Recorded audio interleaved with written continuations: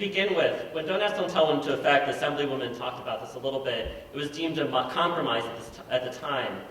And that's because we had supposedly moved from a ban based on status that some of the folks here talked about, a ban on quote-unquote homosexuality, to a ban based on conduct. You could be gay in the military, but technically speaking, you couldn't do gay, and you'd be fine. No one would ask you. Everything would be okay. But if you look at how Don't Ask, Don't Tell defines homosexual conduct, and that's the term the law uses, it's one of three things. It's a statement to anyone in your life ever that you're gay.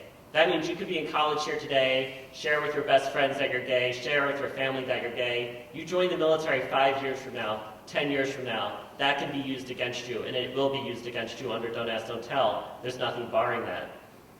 It means you can't be out on Facebook. How many people here have Facebook pages? And how many people on those Facebook pages ever talk about whether they're in a relationship or who they want to be in a relationship with? A lot of folks. If you do that in the military, that's a violation of Don't Ask, Don't Tell, and you can be kicked out of the military for saying that. How many people here ask friends, what did you do last weekend? Or where are you going for Thanksgiving? Or did you go to the movies last weekend? Who did you go with? Questions like that. People in the military, as Steve said, are asked those questions all the time. And it's not necessarily out of people being malicious. That's what normal people do. They talk about their lives. And if you answer that honestly and you're gay and you're in the military, then you get fired from your job. Secondly, touching anyone of the same sex for sexual gratification.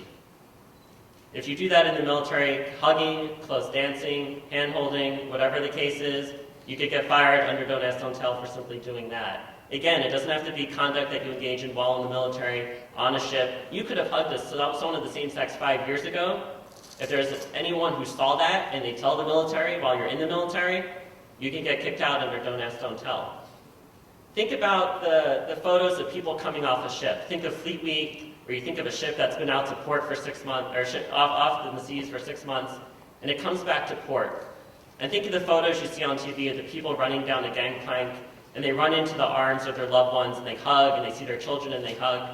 If you're straight, you can do that. In fact, you're encouraged to do that. Your families are encouraged to show up. If you're gay, your spouse has to be down the street. You can't even acknowledge their existence. You have to come down that gangplank and pretend you don't know anyone there, and then secretly find out where your boyfriend or girlfriend or partner is.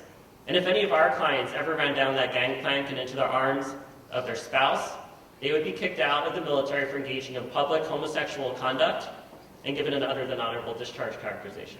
So that's the second part of Don't Ask, Don't Tell. The third part is marriage or attempted marriage to someone of the same sex. We know that plenty of straight people in the military are married, and people are obviously open about that. Who wouldn't be? They might put a picture of their spouse on their desk. They might say, my wife this or my husband that. If you're gay and in the military and now you can get married in the District of Columbia or any number of states, and you say that to anyone, you'll get kicked out of the military. You get fired from your job. At the end of the day, this is about discrimination. It's about treating people equally, regardless of their sexual orientation. Another thing I want to point out is that some folks here have mentioned that Don't Ask, Don't Tell protects people.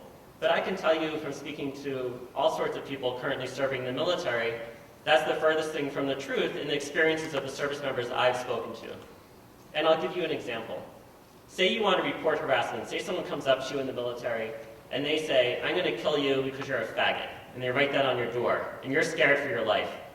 What are you supposed to do? A real life example is the case of Tommy Cook. He was a plaintiff in our constitutional challenge to Don't Ask, Don't Tell. And he heard someone in his unit say, if I ever found out someone in my unit is gay, I would kill him.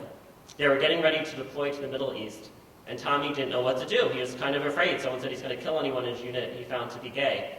He reported that up to his chain of command, and said, I'm concerned, I'm gay. The supervisor said he would kill anyone in his unit who's gay. And what happened to Tommy? He was fired. He was kicked out of the military under Don't Ask, Don't Tell, because he had told. And finally, when we get rid of Don't Ask, Don't Tell, and people can finally be honest about who they are, they can finally safely report harassment and safely report anything bad that's happening to them.